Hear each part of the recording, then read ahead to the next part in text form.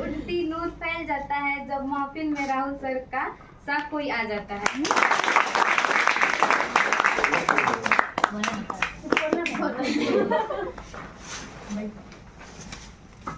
जैसा कि आप सभी जानते हैं कि आज 14 नवंबर है और 14 नवंबर को ही हमारे देश के प्रथम प्रधानमंत्री जवाहरलाल नेहरू का जन्म हुआ था।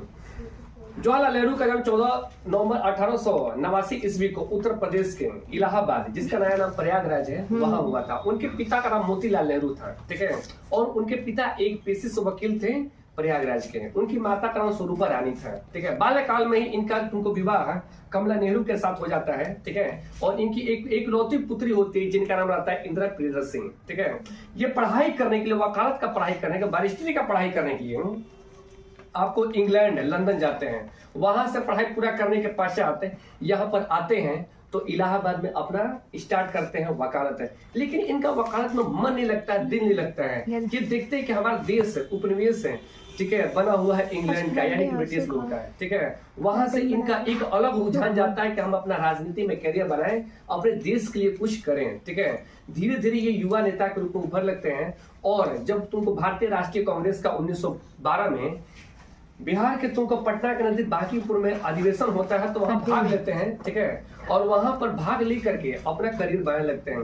इसके पश्चात 1916 में जब भारतीय राष्ट्रीय कांग्रेस का लखनऊ में अधिवेशन होता है तो वहां पर भी जाते हैं। और पहली बार भारतीय राष्ट्रीय कांग्रेस का जब महात्मा गांधी भी आते हैं और महात्मा गांधी भाषण देते हैं और उनके भाषण से बहुत प्रभावित हो जाते हैं और भारतीय राष्ट्रीय आंदोलन में कूद जाते हैं, ठीक है।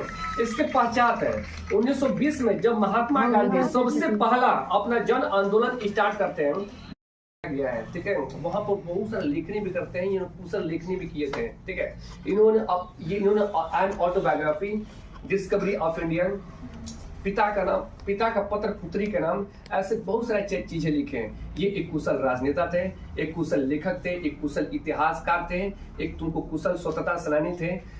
ये इन्होंने तुमको बहुत काम किया है। इसके पश्चात जब हमारा देश 15 अगस्त 1947 को, ठीक है, आजाद हो जाता है, ठीक है, तो हमारे देश का तुमको दो भागों में विभाजन हो जाता है। एक हो जाता है हिंदू राष्ट्र हिंदुस्तान और दूसरा होता है मुस्लिम राष्ट्र पाकिस्तान, ठीक है। हमारा देश तुमको छोटे छोटे बड़े बड़े रियायतों में टूटा होता है। सरदार वल्लभ पटेल के तुमको सहयोग से जवाहरलाल नेहरू हमारे देश का एकीकरण करते हैं, ठीक है। हमारे देश के एकीकरण करने के पश्चात तो आपको महात्मा गांधी के सहयोग से, क्योंकि महात्मा गांधी के बहुत करीबी थे, ठीक है, सहयोग से हमारे देश के प्रथम प्रधानमंत्री बनते हैं। खेल का क्षेत्र हो, हर एक जगह भारतीयों का नाम है, हर एक जगह भारत का नाम है, ठीक है।